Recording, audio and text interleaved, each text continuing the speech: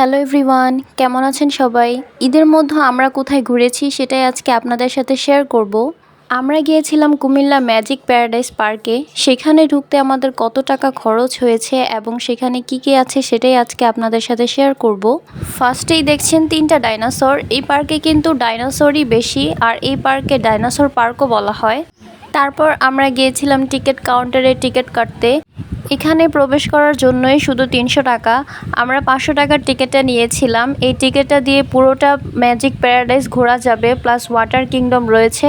এছাড়াও একটা ride free আছে। আমি মনে করি এটাই বেস্ট। আমরা 4 জন, তাই 4টা টিকিট নিয়েছি।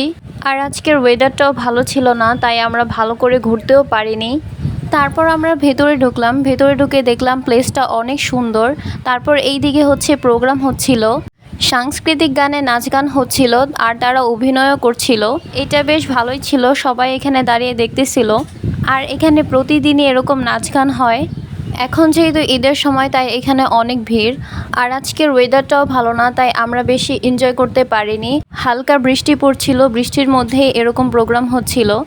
আর এদিকে দেখতেই পাচ্ছেন আকাশ কিভাবে কালো হয়ে আছে। আর এইদিকে রাইডসগুলো বন্ধ করা হয়েছে। বৃষ্টির কারণে সব রাইডসই বন্ধ করে রাখা হয়েছে, তাই আমরা কোনো রাইডসেই উঠতে পারিনি। ঘুরতে আসার পরই যে এতটা বৃষ্টি আসবে সেটা আমরা ভাবতেও পারিনি। এতটাই বৃষ্টি ছিল যে আমরা 4 জনই ভিজেছি। ভেতরে ঢোকার পর প্লেসটা আসলে কেমন সেটাই আমি দেখাচ্ছি। আকাশে মেঘের কারণে দিনটা কালো হয়ে আছে, তাই অন্ধকার দেখাচ্ছে। এখন যেহেতু ওইরকম বৃষ্টি না, একটু একটু বৃষ্টি, তাই 2টা রাইড চালু করা হয়েছে। তাই আমরা ভাবলাম একটা রাইডসে উঠবো। আমরা রাইডসে উঠেও ছিলাম, তারপর অনেক বৃষ্টি চলে আসে, তারপর ওই রাইডসটা বন্ধ করে দেওয়া হয়। এনজয় তো করতে পারিনি, তার সাথে ভালো করে ভিডিও করতে পারিনি। তারপর আমরা গিয়েছিলাম গোস্ট কিংডমে, মানে ভূতের বাড়ি। সেখানে ভিডিও করা অ্যালাউ ছিল না, তাই ভিডিও করতে পারিনি। তো আমার আজকের ভিডিওটা এই পর্যন্তই। সবাইকে আল্লাহ হাফেজ।